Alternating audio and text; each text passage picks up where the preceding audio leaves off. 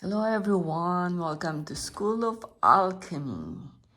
So when I was in school, when I was younger, uh, in the history class, they talk about the World War II or the Second World War, very briefly, and they didn't mention anything about the occult and esoteric beliefs of the Third Reich that influenced their their atrocity towards another race. So this book kind of it's like an eye opener for me. It is written by Kurlander. I saw his video on YouTube when he was talking about his book, and I find it interesting, so I borrowed the book from the library. Here it is. By the way, this one is a hard copy. There, you see me again. Oh my god, I don't like plastic covers because you can see me. So here you go. So the title is Hitler's Monsters, A Supernatural History of the Third Reich. So let's go inside and take a look. So let's read one paragraph here. Sorry for the glaring. Supernatural thinking was inextricable from the Nazi project. The regime enlisted astrology, the paranormal, mythology, paganism, witchcraft, miracle weapons, and host kingdoms in reimagining German politics, culture, science, and religion. Yet, while this Nazi fascination with the occult is legendary, today it is often dismissed as either Himmler's personal obsession or wildly overstated novelty. Okay. This book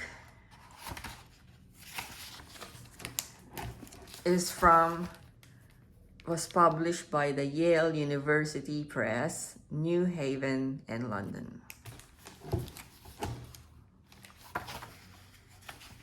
So let's go to the contents, which are interesting. Part 1, the supernatural roots of Nazism.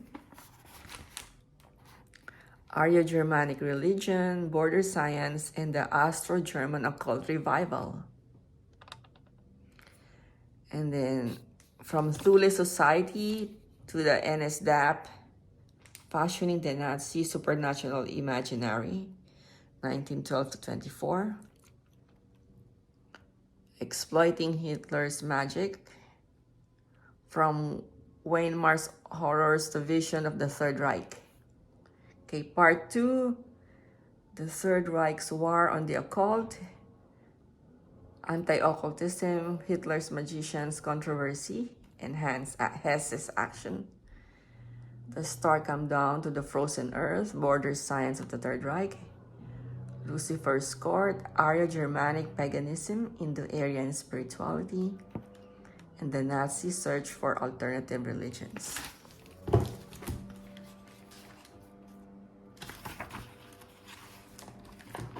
Part 3, the supernatural in Second World War, folklore and border science, in foreign policy, propaganda, and military operations. Monstrous science, radical resettlement, human experiments, and Holocaust. Nazi twilight, miracle weapons, supernatural partisans, and the collapse of the Third Reich. So most of this book are text. Most part of the book are text.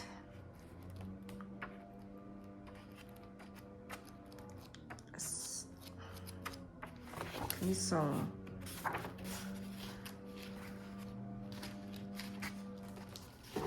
So the notes are this thick, notes and indexes.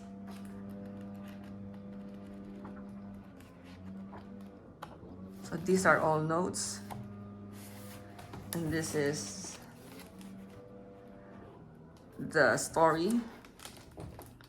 It has 300 pages.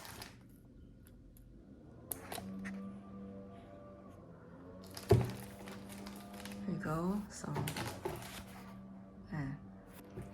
if you are into occult, you already know who this woman is. She is Madame Helena Blavatsky, the founder of Theosophy. Theosophy, invented by a Russo-German aristocrat named Helena Blavatsky, was the most influential occult doctrine of the late 19th century. Inspired by her travels in India and Tibet, Blavatsky founded the first Theosophical Society in New York City in 1875. So I just want to read that so you know, have a quick idea who she is. So now let's read about this second paragraph. According to Blavatsky's occult theory, human evolution, there were 7 root races. So this is where it all began. Beginning as the seed of cosmic energy, humanity had moved through different stages of evolution, including the Hyperborean, Lemurian, and Atlantean races, before reaching its current stage of mental and physical development. Due to the different branches of humanity retaining different traces of these original root races, modern humanity differed in its biological and spiritual faculties. There you go. The Aryan people enjoyed pride of place, except they had lost the putative facility for magic, still enjoyed by the Oriental people, the invisible leaders of Mahatmas of the Theosophic movement, with whom Blavatsky communicated telepathically, were called the Great White Brotherhood. If you are a Theosophist, I'm just reading this book, so please don't get mad or anything. If you have a problem, please contact Eric Kurlander. Later, Austro-German interpreters of Blavatsky, especially Lance and Liszt, viewed Atlantis as the North Atlantic island civilization of Thule. Thule is a secret society, right? As the capital of a Proto-Aryan civilization called Hyperborea. Its Nordic remnants might be found in today's Helgoland or Iceland. After the destruction of this ancient civilization through a global flood, Lance and others believed the few survivors ostensibly migrated to the highlands of the Himalayas or Tibet, where they founded the secret society of Agartha. I'm here. The Theosophy idea of a lost but recoverable Aryan civilization with roots in Indo-European prehistory played an important role in the other occult and border scientific theories. Via Ariosophy and world ice theory, the idea of an Aryan Atlantis found its way in turn into Nazis' theories on race and space. So that's how it all began. Let's continue here. In Hugh Schleiden's mind, Theosophy spread by the German Empire might provide a vehicle for reforming the world in which the living human races the more evolved Aryan, as well as the less evolved Negro and Mongol races, would learn to work together in a much more united and spiritually sophisticated civilization. Okay, another points. I put some mark here so I can show you some important points in this book. Okay, so zoom here. Anthroposophist, which is led by Rudolf Steiner. Okay, now these keywords are familiar, getting more familiar to me, at least, you know, and I guess you already know about this. Anthroposophists embrace eugenics. Remember eugenics? Not primarily because of their faith in the modern science, but because they thought that spirituality and race were intrinsically linked. Human souls develop different cultures on the basis of different racial and ethnic forces. Steiner contended, whereas dark skin is due to demonic interference. Look at me, I have dark skin. Marriage between Aryans and colored raced or Jews, according to Steiner, was conflict with German world mission in sponsor positive biological and spiritual evolution. It should come as no surprise that Steiner, along with Hugh and Hartmann, was affiliated with the racist and anti-Semitic Guido von List Society. For many anthroposophists, in fact, Jewishness signified the very antithesis of spiritual progress and the epitome of modern debasement. Whoa, that's heavy, guys. I mean, imagine an entire country will believe this. Then that's like a reason to have a war. So it's like an excuse to kill another race, right? Oh, this is heavy. You know what?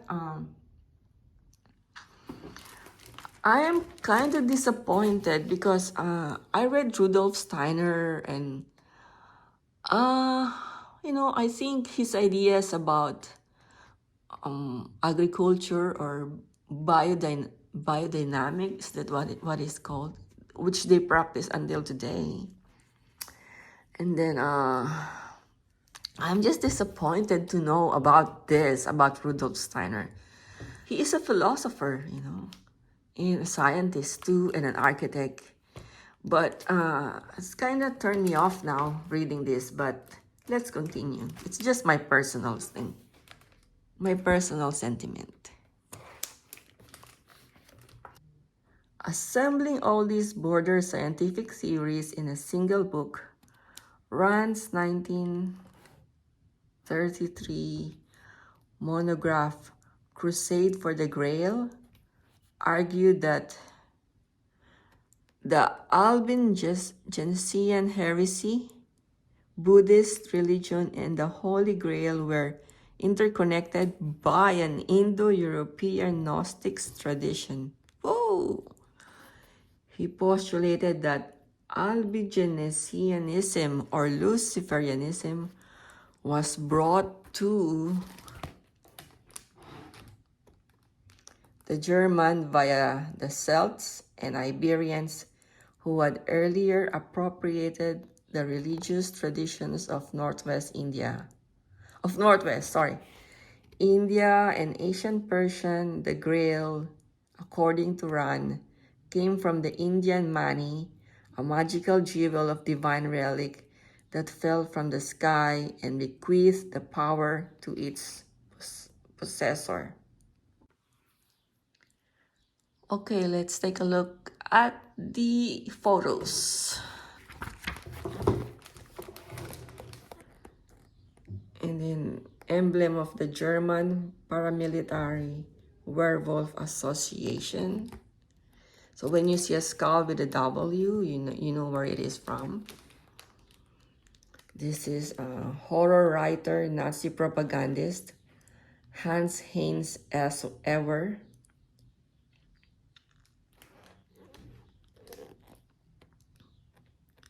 This is the magician and clairvoyant Eric Hausen, gesturing for the public.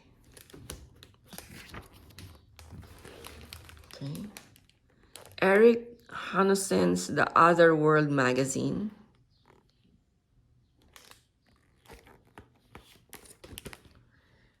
Who is this? Mathilde Lodendorff, leader of the Society for Knowledge of German God. Wow. Okay. And then this is, of course, you know who he is. This is Helmut Schreiber, head of the Magic Circle with Adolf Hitler at the Obersalzberg, 1943.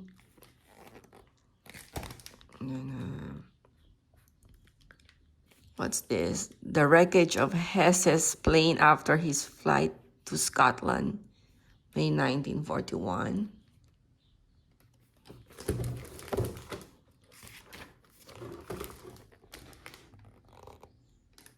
The astrologer Karl Kraft, a few years before he began working for Goebbels' propaganda ministry. This is the Nazi-sponsored parapsychologist Hans Bender. Who's this? Wolfram Schiever's, managing director of the SS Ahnenerbe.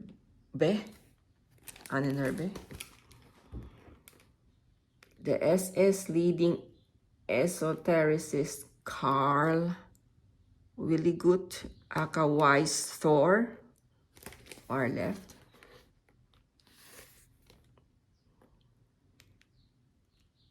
Accompanying SD chief Reinhard Heydrich. This looks like Himmler.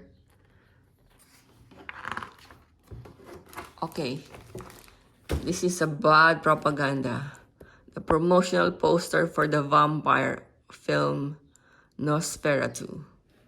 Then another one is the werewolf. The promotional poster for the Nazi film The Eternal Jew. So what they're doing is they're demonizing the Jew through propaganda, so they will have a reason to annihilate them, you know. So sad. Okay, so this is the last paragraph that I'm gonna read. So, from demonization to extermination, 1939 to 45. In the summer of 1943, the Regional Education Office of the NSDAP published a pamphlet with the evocative title, "The Jewish Vampire Brings Chaos to the World." Part of the propaganda series on the Jew as world parasite, sponsored by the Amts Rosenberg, the pamphlet argued that the Second World War was defined by an existential, millennia-old conflict between Aryans and Jews. This is like a made-up conflict, you know. The Jews were once again trying to destroy Germanically defined Europe, last decisive bastion in this quest for world domination. The only way to avoid defeat, the pamphlet continued, was to recognize the parasitic nature of Jewry as the main enemy. The stakes of war were clear: a world infected by Jewry or a world free of Jewry. Wow. What can I say? Yeah. I feel devastated to know about this history, you know. And Well, I'm sorry, I feel emotional right now. So that's my review. And you know, if you're interested in the occult belief of the Nazis or the supernatural history of the Third Reich, I recommend this book. I have no idea if this book is accurate or not. This is a research of the author. So, but I'm just reading it because I want to learn the history of. I want to learn more about the history of the World War II. Thanks for watching and see you again next week. Please give me a thumbs up and share this video. Okay, bye.